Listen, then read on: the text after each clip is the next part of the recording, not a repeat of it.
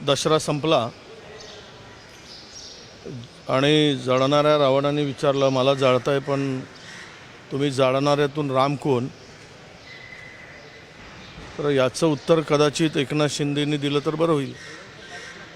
दुसऱ्याला रावण म्हणण्यापूर्वी जळणाऱ्या रावणाने विचारलं की मला जाळताय ठीक आहे, पण तुम्ही तुमच्यातला राम कोण? दिसतो का कुठे राम? ना सरकारमध्ये राम आहे, ना शेतकऱ्यांच्या आत्महत्या होत असताना राम दिसतो आहे, ना आपसामध्ये धर्माधर्मामध्ये तेढ निर्माण करून निष्पाप लोकांचा बळी जाताना राम दिसत नाही. सदाचारी राम आणि अशा पद्धतीनं स्वतःला रामाच्या भूमिकेत दाखवायचा मुख्यमंत्र्याचा प्रयत्न असेल तर महाराष्ट्रातील जनतेने त्यांना केव्हाच रावणाच्या भूमिकेमध्ये महाराष्ट्रातील जनता बघायला सुरुवात केलेली आहे. हे आता लपून राहिलेलं नाही. 24 तारखेपर्यंत मुदतवाढ दिलेली आहे शिंदे समितीला. नाही, आता ते आरक्षणाची मुदत संपली. कारण तुम्ही तेलंगणाचं काही कारण देऊन 2 महिने ते आरक्षण लांबणीवर टाकायचं तुमचा हा डाव आहे. तुम्ही दिलेल्या मुदतीत मराठा समाजाला आरक्षण द्यायला हवं होतं.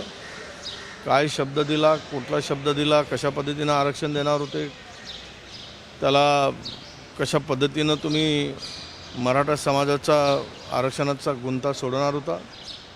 तुम्ही दिलेला शब्द मुदतीत पूर्ण करायला पाहिजे होता.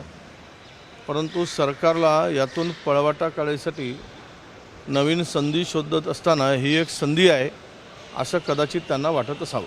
मुंबईचा शिर्डीमध्ये पंतप्रधानांनी शरद पवारांवर थेट हल्ला केला. कृषी मंत्री असताना काय काम शेतकऱ्यांसाठी केली? बाजूलाच अजित पवार बसलेले होते. अजित पवार आता ज्या काकांच्या बोट घेऊन राजकारणात आले त्यांच्याबद्दल टीका मूकपणे ऐकत आहेत. नाही, आता ते पंतप्रधान जे शरद पवार साहेबांना उद्देशून बोलले त्याचं उत्तर पवारसाहेब देतीलच. पण या देशातील शेतकऱ्याचं उत्पन्न वाढलं, या देश खऱ्या अर्थानं धनधान्याने विपुल झाला, हरित क्रांती झाली. ही काही 9 वर्षात झालेली नाही. या देशामध्ये खरं तर या देशातील जनतेला पुरेल एवढं अन्न नव्हतं. आज या देशाच्या भरोशावर जगातील 25 ते 40 देश या देशाच्या भरोशावर अन्नधान्य पुरवून पोचले जातात. ही शक्ती काँग्रेसच्यामुळे निर्माण झाली.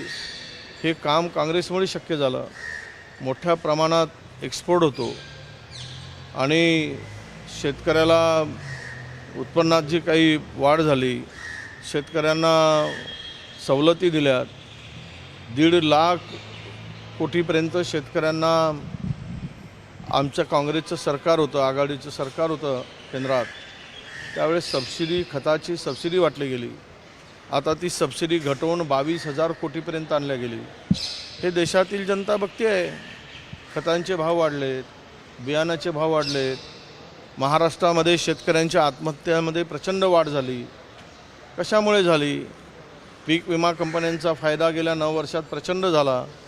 रगड झाल्यात. कोणामुळे झाल्यात याचं उत्तर कदाचित पवारसाहेब देतील. मुंबईचा हिरे व्यापार जो आहे तो गुजरातला शिफ्ट होतो. बरेचसे व्यापारी जात आहेत. नाही, अहमदाबादला हिरे व्यापार जातो आहे. याची सुरुवातच मुळात बुलेट ट्रेनपासून झाली. बुलेट ट्रेन सुरू करण्याचा जो घाट बांधला गेला मोदी सरकारने, म्हणजे महाराष्ट्राच्या आणि देशाची आर्थिक राजधानीला पूर्णतः खिळखिळी करून या राज्याची अर्थव्यवस्था पूर्णतः संपुष्टात आणण्याचं काम आणि प्लॅन झालेलं आहे. खरं तर 12,000 कारागीर त्या ठिकाणी शिफ्ट होणार आहे. हा व्यापार मुख्यत्वे हिंदी भाषिक लोकांचा जरी असला तरी हिरे व्यापार म्हणजे मुंबईची शान होती, मुंबईच्या अर्थव्यवस्थेचा कणा होता. तो कणा मोडण्याचं पाप केंद्र सरकारने अहमदाबादला घेऊन सर्वांगीण विकास सबका साथ हे वाक्य खऱ्या अर्थानं देशासाठी लागू होतं का, याचं उत्तर भारतीय जनता पक्षाने दिलं पाहिजे. म्हणजे अनेक ठिकाणी मराठा समाजाकडून गावबंदी नेत्यांना, राजकीय पक्षांना, नेत्यांना, सर्व पक्षीय नेत्यांना केली जाते. मात्र हे लोकशाहीमध्ये आपण योग्य मानता की वाटतं की वेगळ्या वर्णावर जाईल अयोग्य आहे? नाही, मराठा समाज आज ज्या स्टेजवर आलेला आहे तर त्याला कारणीभूत कोण आहेत हे त्या जरांगे पाटलांच्या वक्तव्यावरून दिसत आहे. तुम्हाला आरक्षण देता येत नव्हतं की देता येत होतं, द्यायचं होतं, मग काय अडचणी होती, अडथळे दूर करून कायमचे तुम्ही निर्णय घ्यायला पाहिजे होता. पण तुम्ही त्यांची फसगत केली. खरं तर 2013-14मध्ये काँग्रेसनीच आरक्षण देण्याची भूमिका मराठ्यांना स्वीकारली. ते टिकाऊ तुम्ही आरक्षण देत असताना ज्या बापट समिती नेमली गेली, त्या बापट समितींनी स्पष्टपणे त्यावेळचा जो अहवाल दिला तो अहवालच मुळात विरोधात असताना तुम्ही त्यामध्ये मागासवर्गीय आयोग बरोबर करून त्यांना शैक्षणिक, सामाजिक, आर्थिक मागासलेपणा सिद्ध करू शकला असता.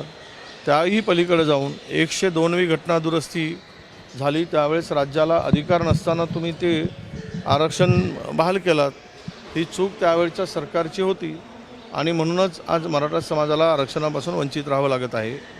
तर ते आमची विनंती आहे की तुमच्या आरक्षणाला ज्यांनी हरताळ फासलं किंवा आरक्षण देऊ शकतो तुमची फसवणूक केली त्यांना तुम्ही गावबंदी करा, इतरांना करण्याची काय गरज आहे?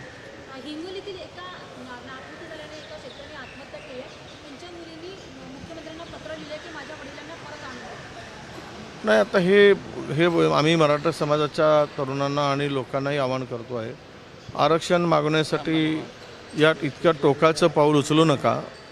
शेवट कुटुंब आहे, तुम्ही जगाल तर कुटुंबाला जगवाल, तुम्ही गेल्यानंतर कुटुंबाची वाताहत होणार आहे. कुणासाठी हे मिळवायचं यासाठी आपण आम्ही आवाहन करतो आहे आणि त्यांना विनंती करतो आहे की आरक्षण देण्याचं काम सरकारचं आहे, ते करतील त्यावेळेस करेल, पण त्यासाठी मात्र स्वतःचा जीव तुम्ही देऊ नका, स्वतःचा जीव गमावू नका, अशी आमची त्यांना विनंती आहे. साखर कारखान्यासाठी आता राज्य सरकार हमी देणार आहे. अजित पवार गटाचे जे नेते आहेत त्यांच्याही कारखान्यासाठी जे कर्जावर आहे तर सरकार हमी घेणार आहे. राष्ट्रवादी आणि आता असं आहे की 631 कोटी असं आहे की पूर्वी लुटारूची टोळी म्हणणारे भाजपाची लोक त्या लुटारूच्या टोळीबरोबर मांडीला मांडी घालून बसलेत.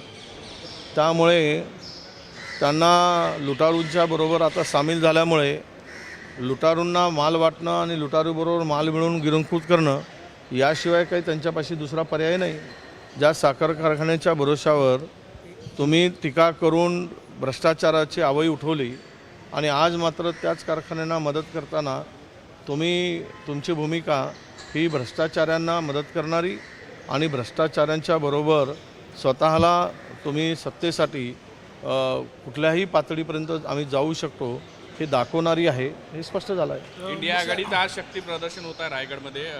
सुनील तटकरेंच्या बालेकिल्ल्यामध्ये हे कार्यक्रम आहे. त्यानिमित्त नाही, ते बँकेची इमारतीचं मला वाटतं उद्घाटन सोहळा आहे आणि त्यानिमित्तानं त्यांनी सगळ्यांना निमंत्रित केलं आहे. तर एक शेवट मृत्यूदंडाची शिक्षा देण्यात आली आहे, कसं बघताय? नाही, असं आहे की आत्ताच आम्ही वृत्तपत्रातून आणि काल TV चॅनलवरून ऐकलं आहे, आता केंद्र सरकारची भूमिका यामध्ये अत्यंत महत्त्वाची असणार आहे.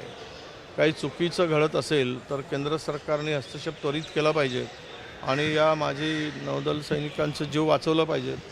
हे सरकारने तातडीनं पाऊल उचलावं आणि अशी घटना ही देशाची परराष्ट्र नीती, देशाची एकूणच पत ही निश्चितच खराब करणारी ठरणार आहे. त्यामुळे या लोकांना निरपराध आहेत, त्यांच्यावर चुकीचे काही आरोप लावले गेले असतील तर त्यांचं जीव वाचवण्यासाठी तातडीनं सरकारने पाऊल उचलावं. हिंदी में बताइए, हीरे का व्यापार बिजनेस जो है वो गुजरात जा रहा है, क्या करोगे? नहीं, इसकी न्यू बुलेट ट्रेन से शुरू हुई. बुलेट ट्रेन से गुजरात को, सूरत को, अहमदाबाद को जोड़कर यहाँ की इंडस्ट्री, यहाँ का व्यापार, यहाँ की अर्थव्यवस्था को कमज़ोर करने के लिए एक बड़े बड़े उद्योग भी गुजरात की तरफ जा रहे. अभी स्टील इंडस्ट्री को भी गुजरात की तरफ जा रहे. तो राज्य सरकार सोई है क्या? केवल घोषणा करती है राज्य सरकार, और कहते हैं कि हमारे यहाँ इन्वेस्टर की लाइन लगी है और बड़े बड़े उद्योग गुजरात में जा रहे हैं। अभी 12 से 17,000 लोग इसमें कारागिर करके काम करते हैं। इसके ऊपर डिफेंड करीबन 2.5 लाख लोग हैं। ये व्यापार 1 लाख करोड़ तक का होता है। तो मैं कहता हूँ कि महाराष्ट्र की आर्थिक जो हमारे कैपिटल सिटी है या महाराष्ट्र का अर्थव्यवस्था जिसके ऊपर खड़ी है उसको ही कमज़ोर करना और कमज़ोर करके मुंबई को कमज़ोर करते हुए महाराष्ट्र को कमज़ोर करना और गुजरात की ताकत बढ़ाना, ये देश के पंतप्रधान और देश के भाजपा की सरकार को ये इसमें यही दिखता है कि अपने ही प्रदेश का विकास हो और बाकी महाराष्ट्र बाकी भारत इंडिया की जो बात है वो उनके ऊपर उनका ध्यान नहीं है, उनके लोगों के ध्यान नहीं है, उनके काम के उन स्टेट के जनता की तरफ उनका ध्यान नहीं है। और पूरी की पूरी तरह से ये जो रीढ़ की हड्डी है मुंबई उसको तोड़ने का काम आज चालू है और ये मुंबई की जनता देख रही है और आने वाले दिनों में इनको उनकी जगह दिखाएगी। प्रधानमंत्री ने कहा है कि किसान का उपयोग सिर्फ राजनीति के लिए चंद्रपुर किया के गया है। गौरी माइन से मध्य प्रदेश में जो कोल जाता है वो बेकायदा ओपन मार्केट में बेचा जाता है, ऐसी स्टोरी की है, क्या कहेंगे? नहीं, कोल स्कैम तो बहुत बड़ा है। इसमें मिलावट होती जा रही है, मिलावट करके ही कोल वहाँ जा रहा है, वहाँ पे लैब को मैनेज किया जा रहा है और जो वेस्ट कोल होता है या स्टील प्लांट का जो वेस्ट कोल होता है जो 400, 500, 700, 600 रुपये में ख़रीदा जाता है और 50% कोल को मिलाकर महाराष्ट्र में भी वही हो रहा है, मध्य प्रदेश में भी वही हो रहा है और कर्नाटका में भी वही हो रहा है। महाराष्ट्र शासन का ध्यान नहीं है, मध्य प्रदेश का भी ध्यान नहीं था।